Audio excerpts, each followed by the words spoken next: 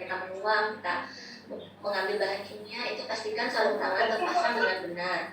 Kemudian hindari menghisap langsung uap bahan kimia. Ini kan biasa di praktikum, itu kan kita kadang-kadang mengambil larutan menggunakan pipet volume, pipet gondok. Nah ini jangan kita hisap dengan mulut, tapi gunakan buah pipet. Gunakan pengambil yang memang disediakan. Ini jangan sekali-sekali kita menggunakan mulut. Kemudian jangan mencicipi atau mencium bahan kimia kecuali memang ada instruksi khusus yang diberikan. Kemudian perhatikan juga jenis bahan kimia yang dipakai, apakah penggunaannya bisa di media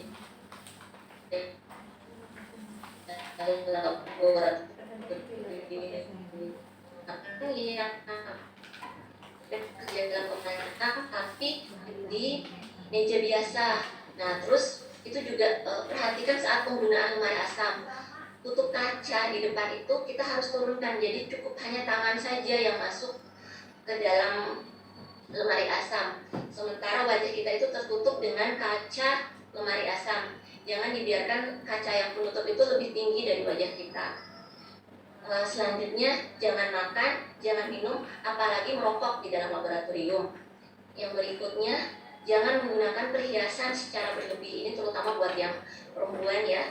Kemudian jaga meja kebersihan, jagalah kebersihan pada meja. Apabila meja praktikum basah, segera dikeringkan. Kemudian pastikan gas itu tidak bocor, apalagi apabila hendak menggunakan bunsen. Dan yang terakhir yang harus benar-benar diperhatikan, ini dilarang bekerja sendirian di laboratorium. Harus ada teman, harus ada orang lain di dalam laboratorium ketika kita melakukan pengujian. Nah, selanjutnya adalah limbah. Ketika kita selesai melakukan praktikum, tentu ada hasil sisa dari pekerjaan. Misalnya ketika kita selesai melakukan titrasi, ini kan ada tuh di dalam layer. Sisa-sisa pekerjaan inilah yang kita sebut sebagai limbah. Nah, limbah-limbah ini tidak boleh kita buang sembarangan, harus kita perhatikan. Nah, limbah ini menurut sifatnya terbagi atas dua, yaitu limbah bahan berbahaya dan limbah non-bahan berbahaya. Untuk limbah bahan berbahaya ini sesuai yang tercantum dalam lampiran peraturan pemerintah nomor 102 tahun 2014 tentang pengelolaan limbah bahan berbahaya dan bahan beracun.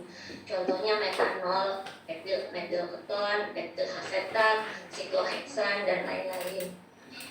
Reagen-reagen ini perlu penanganan khusus.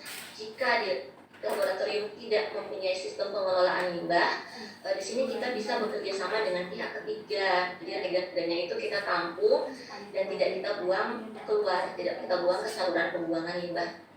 Sedangkan untuk limbah non bahan berbahaya dan beracun, ini dapat kita kelola sendiri di laboratorium. Ini tentu dengan penanganannya terlebih dahulu. Misalnya ketika kita menggunakan HCl, mungkin bisa kita netralkan atau kita encerkan terlebih dahulu sebelum kemudian kita buang ke dalam saluran buangan. Nah, sedangkan menurut bentuknya limbah ini terbagi atas dua, yaitu limbah cair dan limbah padat. Untuk limbah padat, untuk limbah cair kita kumpulkan dalam botol-botol atau wadah yang sesuai beri simbol yang jelas.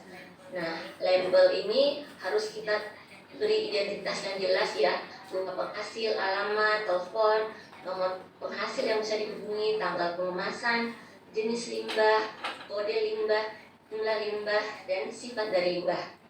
Kemudian untuk limbah padat ini dikumpulkan dalam wadah tertutup. Untuk pengangkutannya bisa dikemas dalam kantong plastik, beri tiket dan simbol dan las. Untuk reagen expired ini bisa kita gunakan wadahnya dia sendiri, hanya kita cukup beri label expired pada kemasan.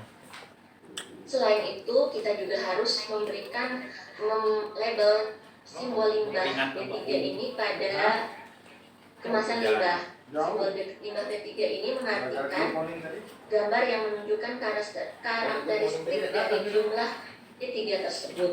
pemberian simbol ini sangat penting untuk mengidentifikasi sekaligus mengklasifikasikan B3 yang nantinya akan berguna sebagai informasi penting dalam pengelolaannya. Ada salah pagi tadi, ya, kita datang. Ya, jadi itu mau rumah sakit saya masih agak tidur. Yang kayak sekarang Host, fokus. Hasil akhir dari praktikum, sisa praktikumnya, kemudian dalam bekerja di laboratorium tentu ada kemungkinan potensi-potensi bahaya yang ada pada saat kita bekerja. Misalnya yang pertama yaitu terkena percikan bahan kimia. Nah, ini rose nih beli konsumsi tuh. Terkena percikan bahan kimia. Tidak secukup. Yang pertama tentu jangan panik. Minta Tuhan rekan Anda di dekat. Jadi inilah pentingnya kenapa kita tidak boleh bekerja di laboratorium sendirian. Harus ada teman yang menemani. Kemudian temannya itu mungkin bisa langsung segera melihat MSDS supaya tahu langkah apa sih yang harus dilakukan untuk menolong temannya itu. Kemudian bersihkan bagian yang mengalami kontak langsung dengan air mengalir minimal 15 menit atau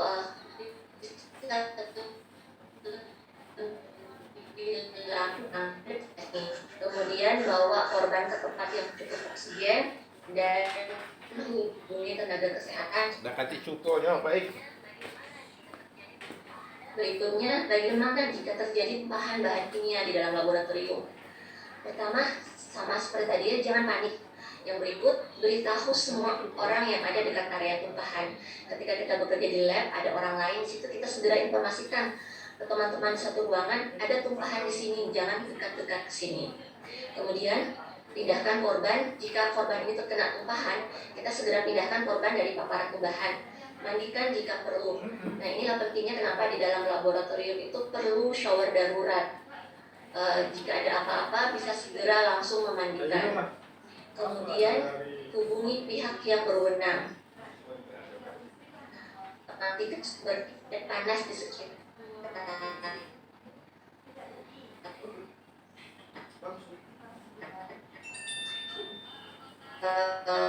Di dalam lengan ini ketika terjadi ketumpahan ini dia langsung segera bergerak. Pertama dia gunakan APD sesuai dengan petunjuk MSDS yang ditetapkan dalam regen yang tadi tumpah itu. Kemudian segera lakukan isolasi daerah tumpahan, beri tanda bahwa daerah ini tidak tumpahan supaya tidak ada lagi yang mendekat ke situ. Kemudian jika diperlukan itu buka jendela dan untuk memberikan sirkulasi udara.